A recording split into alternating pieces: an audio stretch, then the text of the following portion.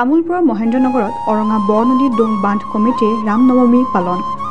তামুলপুৰ জিলাৰ অন্তৰ্গত গোৱাবাৰী মহেন্দ্ৰনগৰত আজি 1932 চনতে স্থাপিত হোৱা অৰঙা বৰনদী ডোং বান্ধ কমিটিয়ে বৰদিন কাৰ্যসূচীৰে 26 সংখ্যক ৰামনৱমী পালন কৰে। কাৰ্যসূচী অনুসৰি পুৱাৰ ভাগত উক্ত অঞ্চলত প্ৰায় 200 জোপা গছপুলি ৰোপণ কৰে প্ৰকৃতিপ্ৰেমী তিলক বাহাদুৰ খৰকাই। ইয়াৰ পিছতে ডোং বান্ধ কমিটিৰ পতাকা উত্তোলন কৰে কমিটিৰ উপদেষ্টা উপেন থাপাই। পতাকা উত্তোলনৰ পিছত উক্ত অঞ্চলৰ ডোং বান্ধ কমিটিৰ লগত জড়িত প্ৰয়াত কেইবাগৰাকীও সমাজকৰ্মীৰ প্ৰতিচ্ছবিত মাল্যাৰ্পণ কৰি শ্ৰদ্ধাঞ্জলি জ্ঞাপন কৰে। শ্ৰদ্ধাঞ্জলি জ্ঞাপন কৰি কমিটিৰ বিষয়ববীয়াই এখন সাধাৰণ সভা অনুষ্ঠিত কৰে। অৰঙা বৰনদী লক্ষী ডোং বান্ধ কমিটিৰ স্থায়ী সভাপতি ডম্বৰুধৰ ছয়গিয়াৰীৰ সভাপতিত্বত অনুষ্ঠিত সভাখনৰ আগ ধৰে প্ৰকৃতিপ্ৰেমী তথা বিশিষ্ট সমাজকৰ্মী তিলক বাহাদুৰ খৰকাই। বৃহত্তৰ অৰঙা লক্ষী ডোং বান্ধ কমিটি আছে। এই বান্ধ কমিটিৰ প্ৰতি বছৰেই ৰামনৱমী উৎসৱটো পালন কৰি আহিছে। বিশেষকৈ আমাৰ এই ডঙৰ কাৰণে শ্ৰমদান কৰি বৰ্তমান স্বৰ্গগামী হোৱা ব্যক্তিসকলক শ্ৰদ্ধাৰে সোঁৱৰিবলৈ এইকাৰণে ৰামনৱমীৰ লগত সংগতি ৰাখি ডং কমিটিৰ প্ৰতি বছৰে ইয়াত এনেকুৱা অনুষ্ঠান পাতি আহিছে। যোৱাবাৰ আমি ৰূপালী জয়ন্তী উদযাপন কৰিলোঁ।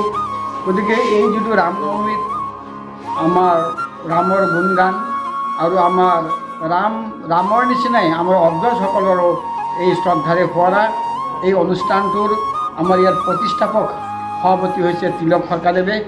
তিলক খৰকা যেতিয়া সভাপতি আছিলে তেতিয়াৰ পৰাই এই অনুষ্ঠান আজিলৈ চলি আহিছে আৰু বৃহত্তৰ ডং কমিটিৰ আজি 51 বছৰত ভৰি দিছে। সেয়েহে আমি প্ৰতি বছৰে ইয়াত বিভিন্ন জাতি জনগোষ্ঠী লগ হৈ আমাৰ অগ্ৰজসকলক যিসকল আমাৰ মাজত নাই তেখেতসকলৰ শান্তিৰ কাৰণে আৰু তেখেতসকলৰ কৰ্মৰাজিৰ স্মৰণ কৰাৰ কাৰণে প্ৰতি বছৰে এই ডং কমিটিৰ মাধ্যমেৰে যোগেদি এই অনুষ্ঠান পাতি আহিছোঁ আমি।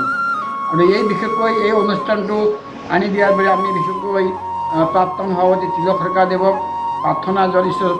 তেওঁ সুস্বাস্থ্য দীৰ্ঘায়ু থাকক। তেওঁ এনেকুৱা ভাল অনুষ্ঠান এটা আমাক দি গ'ল। এইখিনি আমি সদায় প্ৰতি বছৰে কৰি আছোঁ। গড়াত একমাত্ৰ কি আছিল আমাৰ দিনত তেতিয়া খুব দুখেৰে কাম কৰিছিল অগ্ৰজ বুলি।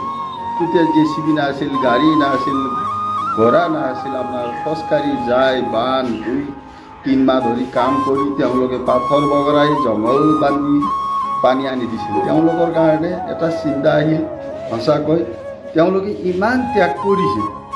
ত্যাগ কৰাৰ বিনিময়ত তেওঁলোকক আমি মৃত্যুৰ পিছতো এটা হোৱাৰা আমি সুযোগ নাপাৱাৰ কাৰণে এই ৰামনৱমী তিথিটো এটা তেওঁলোকৰ কাৰণে যোৱাকালি অশোক অষ্টমী চবেই পিণ্ডদান কৰে। গতিকে আজি ৰাজহুৱা হিচাপে তেওঁলোকক শ্ৰদ্ধাঞ্জলি দিয়াৰ কাৰণে এইটো মনত খেলাইছে, ঈশ্বৰে পঠাইছে বোধ সেইটো ময়ো নাজানো।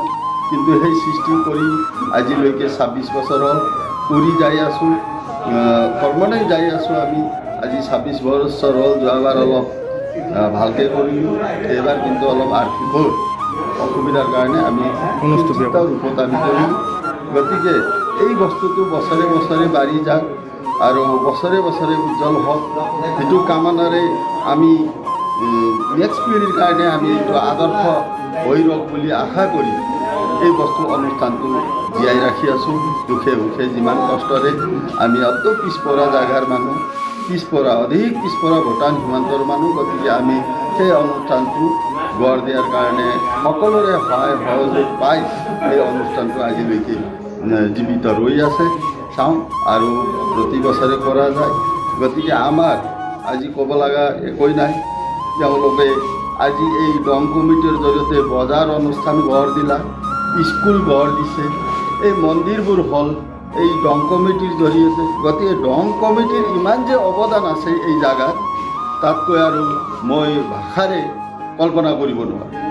গতিকে তেওঁলোকে ইমান কষ্ট ত্যাগৰ মাজত যে অনুষ্ঠান এই ডং কমিটিৰ জৰিয়তে কৰিছে, এইটোৰ কাৰণে তেওঁলোকৰ কাৰণে আজি আমি কিঞ্চিত ঋণো মুক্ত কৰিব পৰা নাই। কিন্তু মৰাৰ পিছত হ'লে পাহি ফুল এক ছাতি বন্তি প্ৰজ্বলন কৰি তেওঁলোকে এটা আত্মা শান্তি হওক বুলি মনত আৰাধনা কৰি এইখিনিয়ে কৰি আছোঁ আৰু পাৰা মানি।